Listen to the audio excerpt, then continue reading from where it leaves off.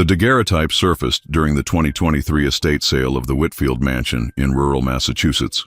Hidden within a false bottom of an antique writing desk, the small, ornate silver case contained a remarkably preserved portrait dated September 18, 1897.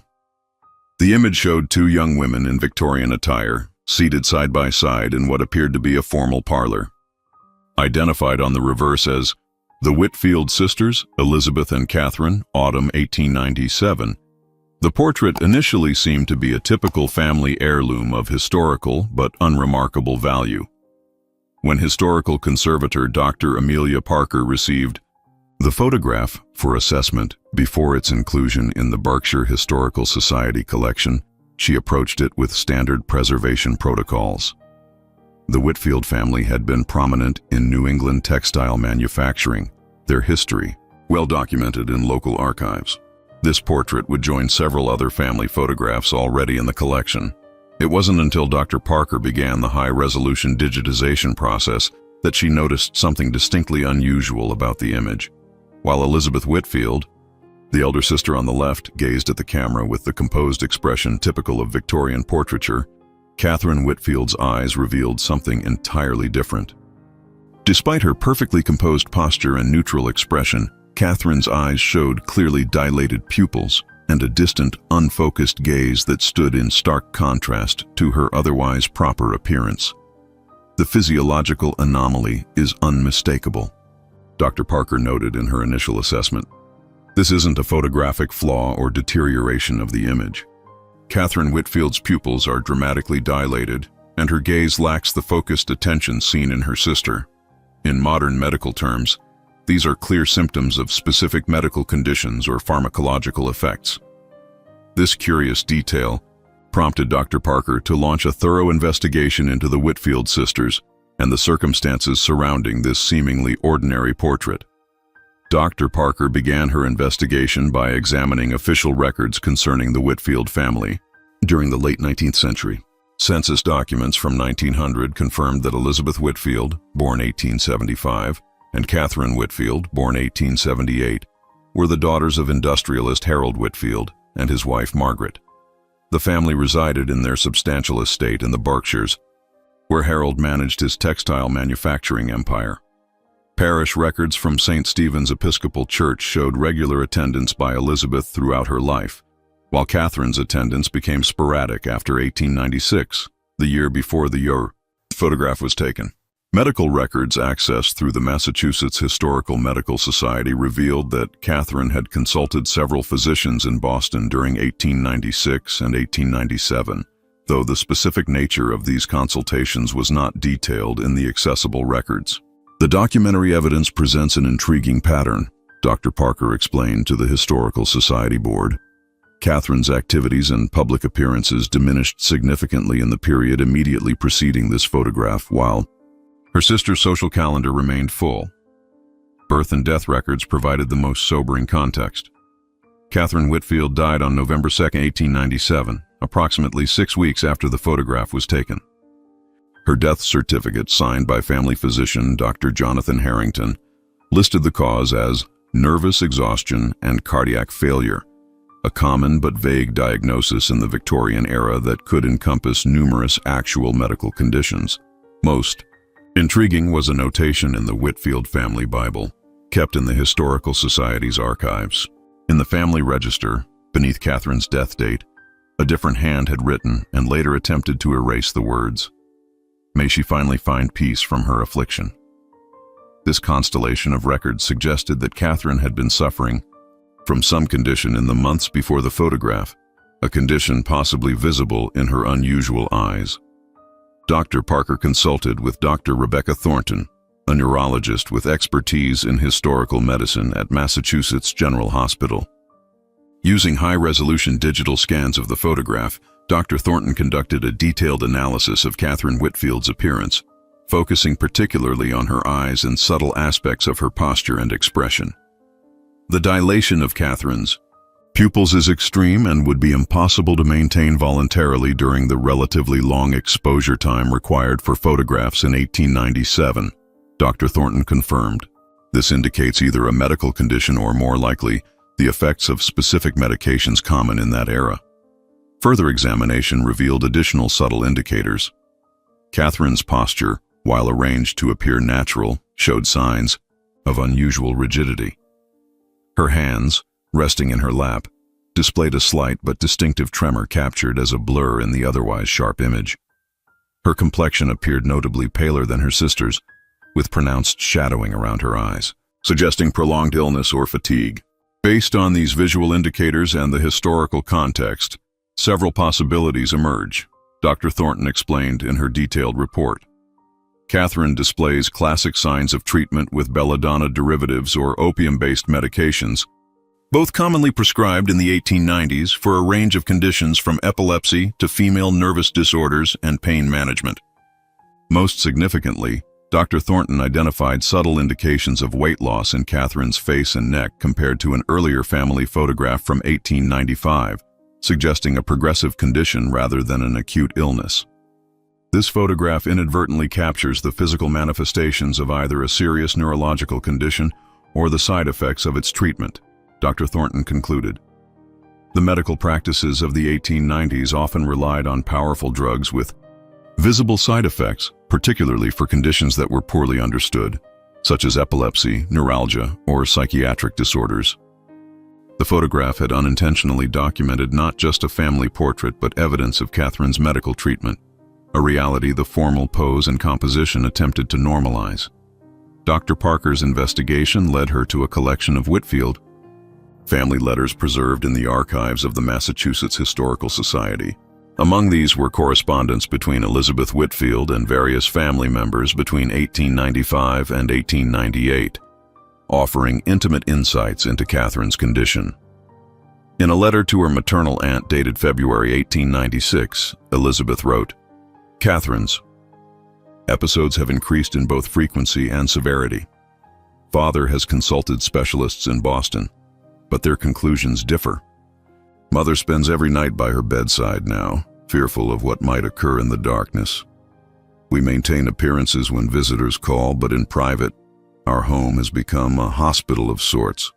A subsequent letter from July 1897, just 2 months before the photograph, revealed escalating concerns. Dr. Harrington has increased Catherine's medication again. The new formula from Vienna provides better control of her seizures, but leaves her in an altered state that Mother finds disturbing. Catherine herself prefers this foggy existence to the terror of her episodes. We have canceled her coming out season entirely, leading to unfortunate speculation among our social circle. Most revealing was a letter Elizabeth wrote to her cousin. A week after the photograph session, the photographer showed remarkable patience. Catherine had taken her medication just 2 hours prior, leaving her docile but visibly affected. He positioned her carefully and instructed me to place my hand gently on her arm to steady her. Father insisted on proceeding despite Mother's reservations. He remains determined to maintain the fiction that all is well with the youngest daughter of the Whitfield line. The resulting image is technically proficient, but captures Catherine in her pharmaceutical mask rather than her true spirit. I find I cannot look at it without weeping. After Catherine's death in November 1897, Elizabeth wrote to her aunt. The end came quietly, almost a mercy after these difficult years. Father has removed all photographs of Catherine in her illness from the family albums, preserving only those from before her affliction manifested. He speaks of her now only in reference to her childhood accomplishments, as though the troubled young woman she became existed only in our imagination. These private communications confirmed that Catherine had been suffering from a serious neurological condition, likely epilepsy, treated with the limited and often problematic methods available in the late 19th century. A significant breakthrough came when Dr. Parker discovered that Catherine's physician, Dr. Jonathan Harrington, had donated his medical papers to Harvard Medical School's historical collection. While patient confidentiality limited specific details in his official records, Dr. Harrington had maintained a private research journal documenting interesting cases with patients identified only by initials. Entries concerning C.W., female, a 19 from 1896 to 1897, aligned perfectly with Catherine Whitfield's age and timeline. Dr. Harrington described a case of progressive epilepsy resistant to standard treatments, with detailed observations of seizure patterns and responses to various medications. An entry from March 1897 noted, "Implemented the bromide belladonna protocol as recommended by Dr. Gowers of London. Patient experiences significant reduction in major seizure events but displays the typical mydriasis, pupil dilation, and confusion. Family reports patient prefers these side effects to the alternative. Dosage calibrated to maintain function while minimizing most severe manifestations of the disorder." By August 1897, a month before the photograph, Dr. Harrington wrote, "CW's condition continues to deteriorate despite aggressive medication. Major seizures now controlled, but petit mal episodes occur daily. Physical weakening apparent. Have consulted with specialists at Massachusetts General who concur that prognosis is poor. Family informed but father resistant to institutional care options." The final entry regarding CW, dated October 30, 1897, just days before Catherine's death, stated simply, "Cardiac complications have emerged. Bromide levels necessarily high to control neurological symptoms are likely contributing to cardiovascular strain. Family advised to prepare for imminent decline." Dr. Benjamin Lewis, medical historian at Harvard Medical School, provided context. The treatment of epilepsy in the 1890s was largely palliative and often dangerous by modern standards. Potassium bromide was the primary anticonvulsant, often combined with belladonna derivatives. Both caused significant side effects, including the distinctive eye dilation seen in the photograph. Long-term bromide use often led to bromism, a form of chronic poisoning that affected the heart, mind, and physical strength. These medical records confirmed that the unusual appearance of Catherine's eyes in the photograph directly documented the effects of her treatment, a visual record of Victorian medical practices and their consequences. Dr. Parker's research led her to the archives of Harland Photography Studio, which had produced the Whitfield sisters' portrait. William Harland had been a prominent portrait photographer in Massachusetts from 1880 to 1915. And his business records, appointment books, and technical notes had been preserved by the New England Photography Historical Society. The appointment book for September 1897 confirmed the Whitfield sitting, with a notation indicating it was a home session rather than at the studio, an accommodation typically made only for prestigious clients or those unable to travel. A small notation added, "Special considerations required, private arrangement with Mr. Whitfield." Most significantly, Dr. Parker discovered Harland's session notes, which included candid observations not intended for client review. Challenging session at Whitfield Estate. Elder daughter composed and cooperative, younger daughter physically present but mentally distant due to medical treatment. Father insistent on portraying normalcy despite obvious difficulties. Employed side lighting to minimize pupillary abnormality, though impossible to conceal entirely. Positioned younger daughter, to allow elder to provide subtle support without obviating the medical reality. A subsequent note added, "Mr. Whitfield selected final print despite my recommendation of an alternative pose where the younger daughter's condition was less apparent. He insisted on formal presentation regardless of medical indications visible. Charged standard rate despite extraordinary time required. Maintaining relationship with Whitfield Industries takes precedence over additional fees." William Harland's grandson, now in his 80s, provided additional context during an interview. "My grandfather's private journals mentioned the Whitfield session several times. It troubled him ethically. He believed photographs should capture truth, but wealthy clients often demanded images that projected family narratives rather than reality.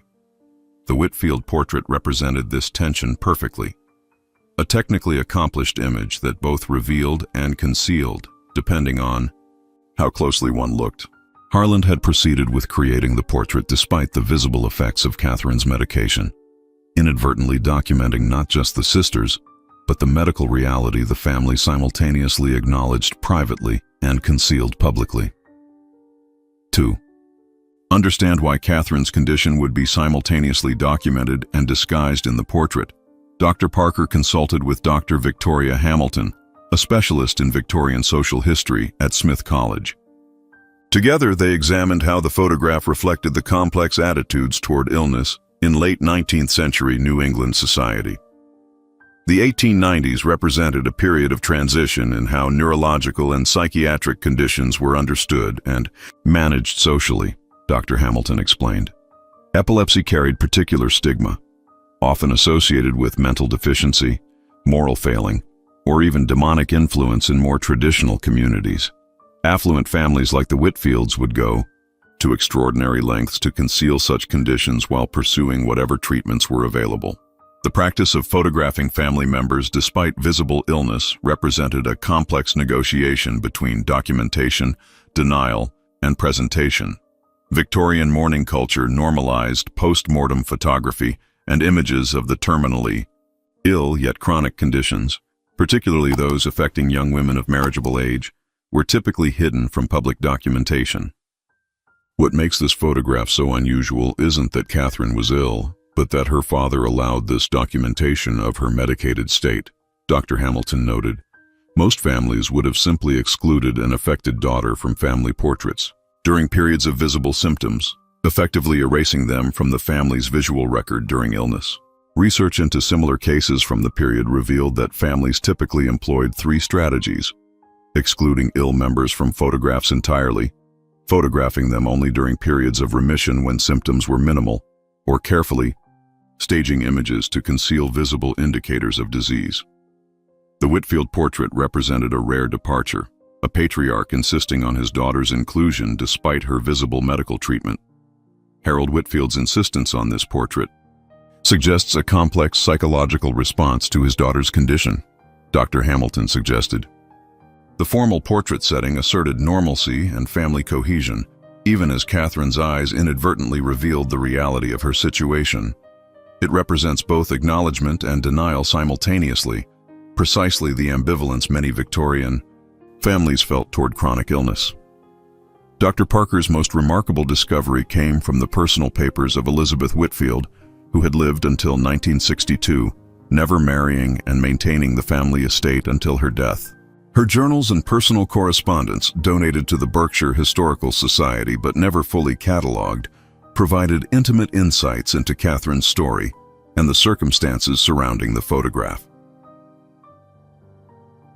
Elizabeth's journal entry from September 18, 1897, the day of the photograph, offered a poignant first-hand account. The photographer arrived at 10 o'clock. Catherine had suffered a series of small episodes throughout the night, leaving her exhausted. Dr. Harrington administered her medication at 8, assuring Father she would be composed enough for the portrait by mid-morning. Mother wept privately while Catherine's hair was arranged, her beautiful chestnut curls now thin and lusterless from the bromides. She continued, "When positioned beside me on the settee, dear Catherine whispered, 'Do I look normal, Lizzie?' I assured her she looked beautiful, though her eyes betrayed her treatment. Father observed the entire process with military rigidity, as though his will alone could overcome her condition. The photographer worked quickly and kindly, speaking to Catherine directly even when her responses came slowly. When he suggested perhaps another day might be better, Father responded that there might not be many more suitable days ahead, the only acknowledgement of her prognosis I have heard him make. A subsequent entry from October described the family's reaction to the finished portrait. The photographs arrived today. Mother took one look at Catherine's eyes in the image, so vacant and changed from the bright gaze of her childhood, and left the room in distress. Father examined it stoically, declaring it excellent, though I detected a tremor in his hand. Catherine herself studied it longest, touching her own face in the image and murmuring, "So this is how you all see me now." I could not bear to tell her that the image actually flattered her current condition, as her decline has accelerated since the sitting. After Catherine's death, Elizabeth wrote, "Father has placed the portrait in his study, though visitors often inquire uncomfortably about Catherine's unusual appearance in the image. He tells them simply that she was feeling unwell that day, but wanted to be photographed with me regardless. This half-truth seems to satisfy social propriety, while allowing him to keep her image present in our home. I find it the most honest representation of our final months with her, Catherine physically present but increasingly distant, held to this world only by our hands and the medications that both maintained and diminished her. To place Catherine's condition and treatment in proper historical context, Dr. Parker collaborated with medical historian Dr. Richard Bennett from Johns Hopkins University. Together, they analyzed how the visible symptoms in the photograph reflected the evolution of epilepsy treatment in the late 19th century. The 1890s represented a critical transition period in neurological medicine, Dr. Bennett explained.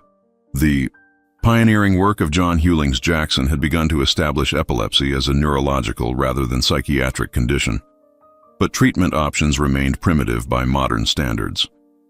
The primary therapy was potassium bromide, often administered in combination with belladonna derivatives and, in some cases, early barbiturates. These medications controlled seizures by essentially depressing central nervous system function, effective at reducing seizure activity but causing significant side effects, including the distinctive pupil dilation seen in Catherine's photograph, along with cognitive slowing, tremors, skin eruptions, and eventually cardiovascular complications.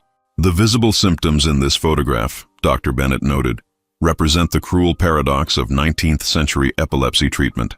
The very medications that provided some control of seizures also caused significant side effects that impaired quality of life.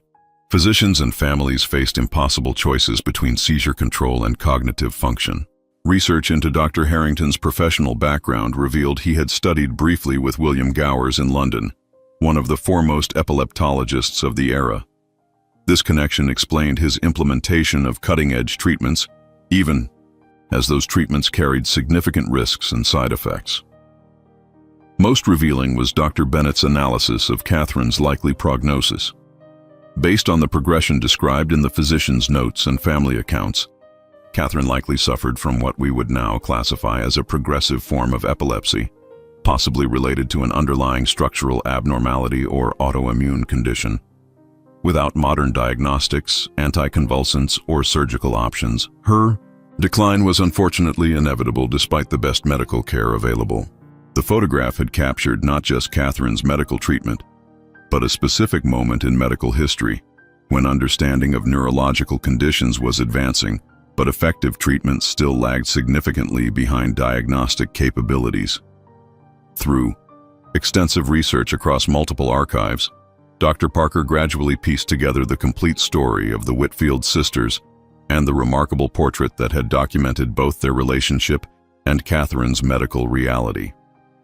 The final chapter of this investigation explored how the portrait had been viewed and preserved by subsequent generations.